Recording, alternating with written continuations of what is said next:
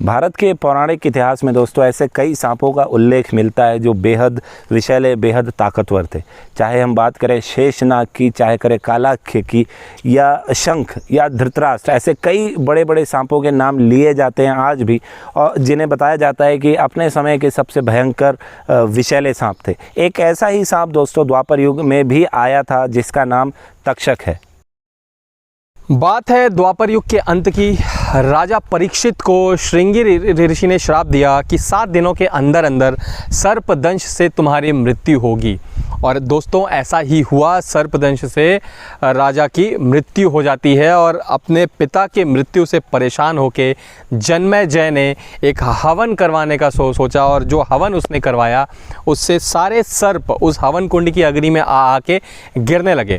तक्षक नामक सर्प इससे बहुत भयभीत होके देवराज इंद्र के पास पहुंचता है और अपनी रक्षा के लिए उनसे कहता है। वहाँ पे महर्षि आस्तिक होते हैं जो अपनी मंत्रों की शक्ति से तक्षक को हवन कुंड में गिरने से रोक लेते हैं, आकाश में ही रोक देते हैं। इतना ही नहीं, तक्षक भगवान शिव से प्रार्थना भी करता है कि मुझे अपने गले में स्थान दीजिए और बैठने दीजिए। भगवान शिव उसकी प्रार्थना स्वीकार करके अपनी गर्दन में तक्षक को स्थान दे देते हैं।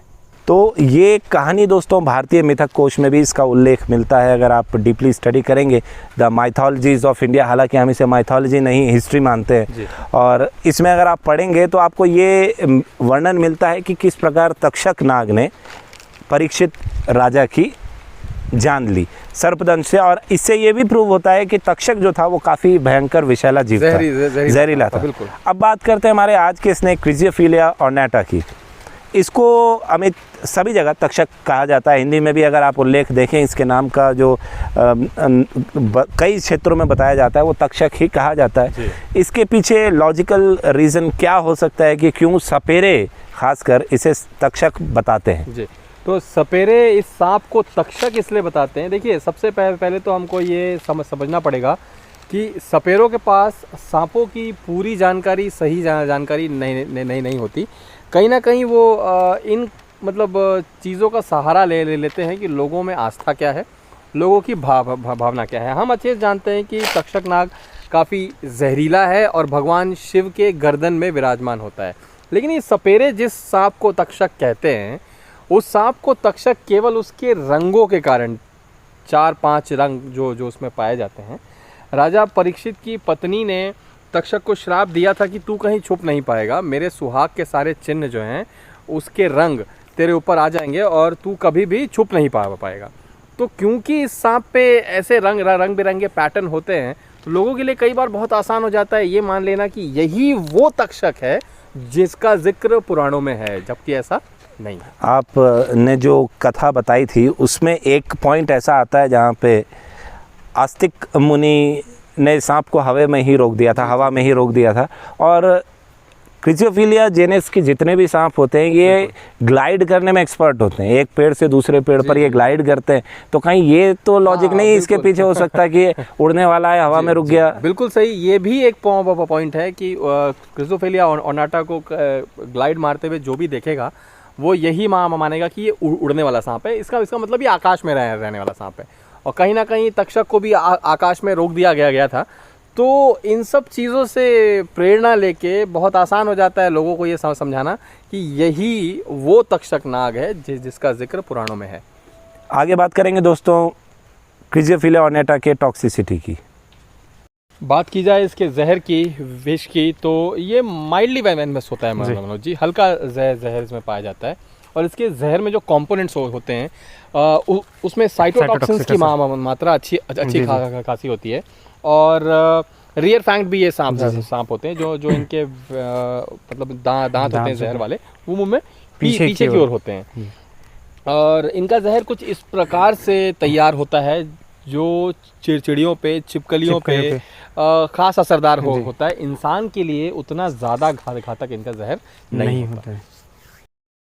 तो दोस्तों अब बात करते हैं हम कि क्राइसोफिलिया ऑर्नेटा अपना ऑर्नेट फ्लाइंग स्नेक, ये फ्लाई कैसे करता है, ये उड़ने वाला सांप इसे क्यों कहा जाता है?